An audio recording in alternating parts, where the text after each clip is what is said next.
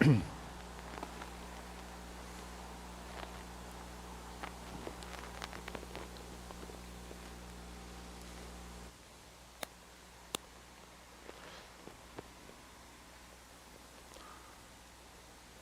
deep breathing.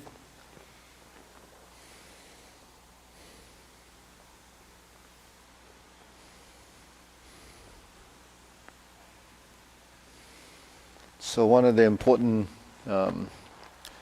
factors when we're moving is how we turn our shoulders. So when we turn the shoulders, I just use that example, turning shoulders, but it's really a spine that has to turn.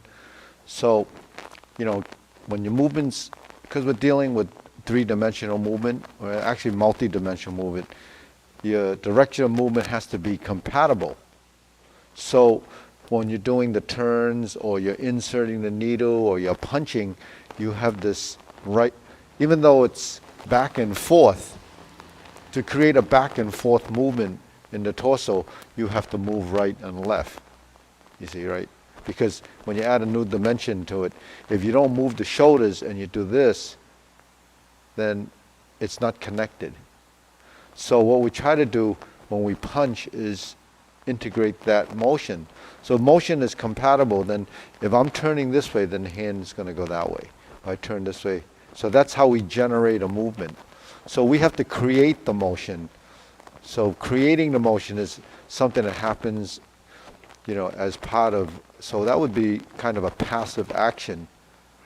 This is sort of a physical thing, and it's isolated in the sense it's only on this side. But if we're driving the movement, then it comes from the torso as a turn. But then because we're going forward, then the forward projection is delivered by the extension of the leg. So movements are driven and integrated. So that's what I call the summation of components. So the other day, someone mentioned we should do Tai Chi slower. So, slowness is sort of a misnomer. Tai Chi is done slowly, but it's not because we work at a snail's pace. Nothing would happen, right? The integration of the body is what is creating the slowness, because you have more parts moving, and each part is creating, and I use it as, say, a distance. So if I move this much with this, and the body turns this much, and the leg does this much, and the torso, all of those summations are really creating a longer length. So distance becomes time. So that's how you slow the movement down. So we slow the movement down, then we can actually become more sensitive and aware of what we're doing. So we're moving forward and back like this, and we have up and down. So what is up and down? Up and down is a parry and punch, right? When we parry, you say, well, where's the up when it's circular, right? So you have rising, and on the top of the rise is a fall. So it's like a wave, right? It's like a top and then a bottom. So once you reach the top, it has to go down, like a mountain. You get to the top of the mountain, then it has to go down. There's no way to go any further than that. So the same thing happens when we move up with the arm. The length of your limb actually dictates how high it can go. All right, the tall person obviously will go higher, a smaller person is going to go lower. But once it reaches its peak, it has to go down, right? So when we have the idea of downward, it's sinking. When we have the idea of upward, it's rising. So between rising and falling, right and left, forward and back is how we create a motion in space within the realm of that area. So that's what we have to, get in our mind, so that when we control our movements, then we have, we're dealing with proprioception, then space and time. Time and timing.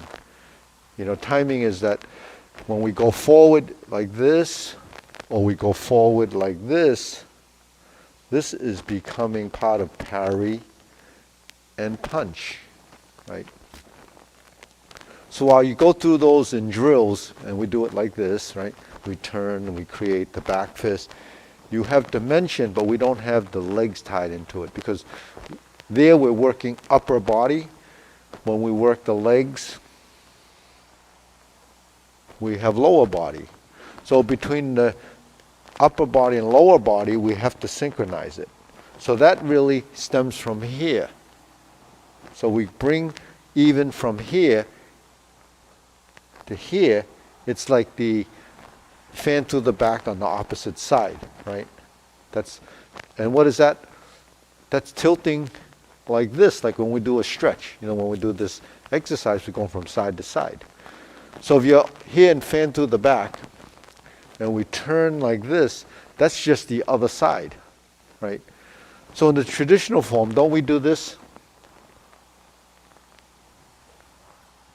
And then turn into the back fist, right? So if we're here and we start to turn to create the circle, and we use the lifting of the leg, then we create another action, because now we're like this. Now once we get to this position and we don't plant the foot yet, we start to turn. And then we turn and punch, right? So how do you create the volume and movement? Is that because from here to here, we covered space. But then when we sit back and turn, so that when we come down, on the way up we turn this way. And then we turn this way. And now when we turn here, because it's horizontal, the horizontal elbow dictates the direction to the left, to the right or left. Well, to this instance, going to the right, and then we drive the punch. Then when we sit back and we drop down and then go over the top, you created a wave that goes from the top to the bottom. So that creates volume and direction. But the compatible movement really has to do with the body integrating with that, unifying your body to work with the hands. So the big advantage to that is it takes a lot more wiring to do that, because it's much more complex. So complex movement creates, the timing involved and the neurons involved to do that. But then, because you're involving more of the body, you're stimulating more circulation. Stimulating more circulation is really the main goal of why we move and why we breathe and move, because it's completing the circulation. So circulation is the most essential thing to life, because without circulation, everything will stop, right? So without your heart, you're going to not have circulation. You need something to pump the fluids out. Without the movement, you don't have a return system. Movement creates the balance between, what's being pumped out from the heart, which is the pumping mechanism. The return is really passive. It's passive because your muscles contract, will squeeze the fluids, and it returns that way. So, your veins have these one-way valves. They're like check valves. In plumbing, they call them check valves. That's so it doesn't backflow. And it keeps pumping, and it keeps going up and up and up. Peristalic motion is what it's called. Because when the muscle contracts, it moves it, and moves it, moves it, moves it, moves. And a lot of the systems in your body work like that. Even your intestines work like that. When the doctor comes in, they're listening to see if you hear the gurgling sound. That means there's movement, and that stuff in your body is moving. So, when we move, that's what we're trying to do, create that total circulation. So in the form, we're here. 1, 2, 3, 4, 5. 1, 2, 3. And then we close. And in closing, we go from here to here to here to here and down. So even there's a direction of movement down, right?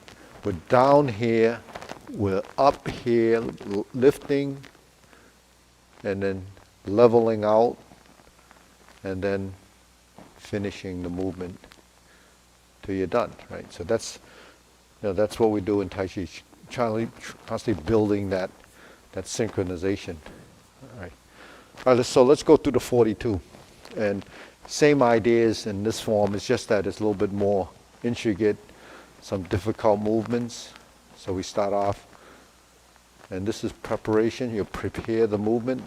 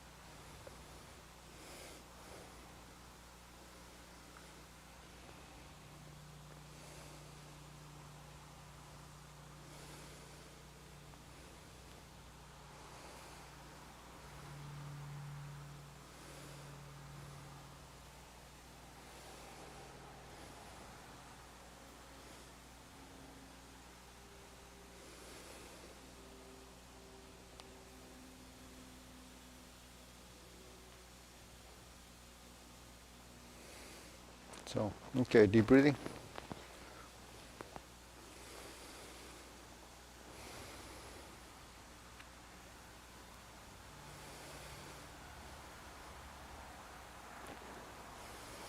So what we have to really understand is relative position, because everything is really relative to yourself. So you use all the sort of the parameters that we use: eye level, shoulder level, waist level, center line, shoulder width, 45 degrees, right? So those parameters between this corner, and this center is all you're really dealing with. Everything else is really within the 360-degree circle. So every direction that you face in is really relative to those positions, 90 degrees. So you have to track that relative to yourself. And if you're tracking that relative to yourself, you also know that you have a plane of movement. This is the frontal plane. Then you have the side. The plane that's like this, that goes to the side, is really like this, and then it's like this. Those are the XYZ axes. So any movement that goes in front of the body should be like your parry and punch, should be compatible with this frontal plane. Now this frontal plane changes. When does it change? When you turn your body. So if I stroke down like this and I turn my body, then the plane of movement should be compatible with the plane of movement in your back fist, right? If you're doing fan through the back, this hand is in this plane of movement. This hand is in that direction. So you have to track that, otherwise your hands are going to be all over the place because you lose your relative position. So that's something that you have to understand, and that's the understanding of the body, dongjing they call it, understanding strength and understanding direction. So your body does become more intelligent, more astute, because it knows where you are in space. That's part of what proprioception is, knowing yourself in space. You know where your limbs are, you know where they're going, so that's directing the movement. So when we're in this position and we're spreading the hands, we have to know where the body's approaching. So now we're in this frontal plane, and we have now if I'm here in Wu style, it's like this, and I get to this position, we've learned this from here. If we're in the Yang style, we'll go like this, the relative position is still the same, see? Only difference is I'm like this. This is coming off this, but my torso is about 45 degrees. And then this hand back there is in line with the body here. Okay, so we have those positions, and then the 180-degree position is that, and that is really this plane of movement. When we lift our hand, that's this plane of movement, right? It's going forward and back, but the hands are like this. So just think if your arms were sort of like wheels, like a chariot, they wouldn't roll very well if they were like this. So this is the square direction. This is your triangle direction, your triangle positions. And then this is this plane of movement. So we do all of these in our drills, in the Tai Chi Prana exercise. We do all of these. We can't really go exactly like this, because if you do it exactly, then your edges of your hand are going to touch. The reason why you can't do that is because you can't go through your body here. So the only way to create that is to turn your body, and it creates a motion because the joint only can move like that, completely from one side to the other. So you have to turn. And you have to turn. So that's in the side view. And then if we were turning this way, that would be in the front view. And we do that as we pass through the center. So that's a synchronization and a coordination where you have a vertical line and a horizontal line, right? And then the vertical line and the vertical line. Then the horizontal line is this. So we're doing all of these, but we don't pay attention to it once we go into a posture because it's not recognized. The mind is a little bit confused until it understands. So when we go through these forms, we really, even this, right? That's a relative position to this. But when we drop our elbows and find the 45-degree position here, they strum the lute. When we stroke down here, we can't go through ourselves. We have to turn, and we turn like this. So this is turning in the plane of movement to get to that side. So when we stroke down and we turn, then we're back to center, and we turn 45 degrees here, adjust this foot, and now we're in stork flap swings. That's how we got there with, sort of a movement that's seamless, or at least not conflicted. So when we're here, we drop the elbow. Now we come toward the body, but we turn before we get to this point, and we make it to this side. See? So then we create these stork flap swings. So we're here, one, now I'm over to this position, then we turn here, pull this foot back, and we're in this position. Now to do the brush knee, we have to find that 135-degree position here and check the body. Now this is really this. This is this, right? So when we're here, we know this comes down and this floats. There's the timing, there's your push. We go to center and turn, we step up, there's your line, there's your drop and fold. This pans out, but it has to go a little further out. So this is also tracking the movement. So even though we're doing this, it's slightly different from just doing this. The reason for that is because when we do this, we're actually moving forward too. So the space between here has to stay consistent. So what ends up happening if you're moving and you keep that circle consistent, you end up closer to the body. That's how the hand ends up too close. So you have to maintain that space. So your body is moving forward. So the relative, even though this is arc, it's moving forward like a concentric circle. So even though we have a circle, we have layers of circles that take you into a space that's different from the original vertical space. Because if we're just doing this, and like we're standing in a cylinder, it's too close because we moved. And the idea is to get the hand to here, so then you draw it back. So there's curves, but not everything is perfectly round in circles. Like cloud hands is not really two circles. It's really elongated. Right? So it's like a hot dog, and it's wrapping around you. So it's more like an ellipse, like that.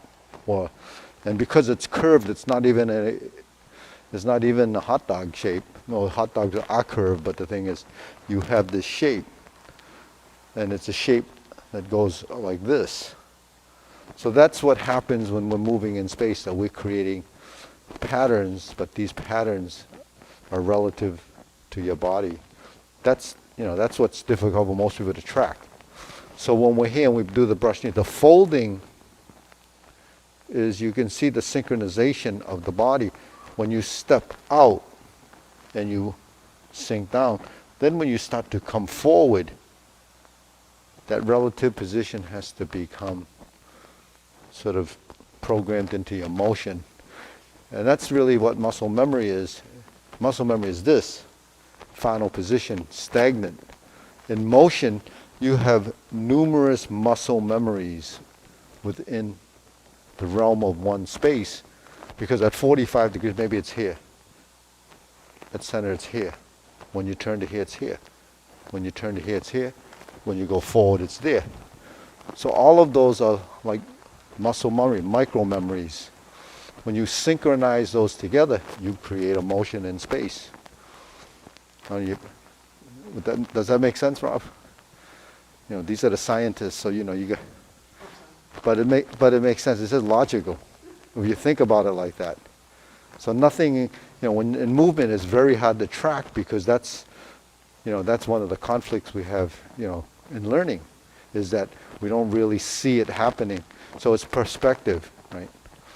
We know, like if we look at a block of wood, we know if it's square or that shape doesn't change. But because the human body is fluid and it's moving, it's constantly changing in space, right? So when we're doing the form, that's what we have to learn and dial in. When we're here, there, that relationship becomes a coordination. It becomes a synchronization, and then we're here, and then we're here. And then we go back, or we turn again, and we go forward. Now when we go like this and we turn, there's interim positions that become part of that muscle memory. So the more of those interim positions you have that becomes your setup, it becomes much more defined, and it becomes more to work with, right? And then you finish your movement, right? So we know this is strum the loop. That's your final position. And it's not square, it's slightly angled. But we don't just go like this. It's kind of rigid. Even if my torso is turned 45, it's still a little bit rigid. So we have to blend it. We blend it by sinking the elbow, relaxing the shoulder. So the sinking of the elbow, relaxing your shoulder, and the rotation of your spine creates that. And the reason why you have to do that is because your coccyx area, the tailbone, is looking for center. So when that finds its center, then you find balance, control of your center of mass in a vertical line. Once your spine is in a vertical line, then you can turn and turn and turn. Because if the axle isn't straight and plumb and vertical, then it's going to be misaligned. When you turn, it's going to be distorted. It's not going to be right. So if you had a set of wheels and the axle's like this, broken, when it turns, it's going to be, it's going to turn like that. One's going to be turning at one speed, the other one will be turning. That's why they have the high-speed balanced wheels to make everything perfect, right? So they do that mechanically. We have to find it and turn so that it's efficient, and that's where it wants to rotate from. So when we move, we're always trying to connect this tailbone with that position. So that's what the vertical, the line is. The vertical line is like the flag banner. Flag banners are straight up, and then the flag just hangs there and it waves. So your arms will wave, and the banner stays and rotates. So they make these analogies. It's in the Tai Chi books. Talk about the classics. Talk about whether, they call it Milui Zhongjing, is the tailbone is vertical, like pushing from above or hanging from above and plumb in the bottom.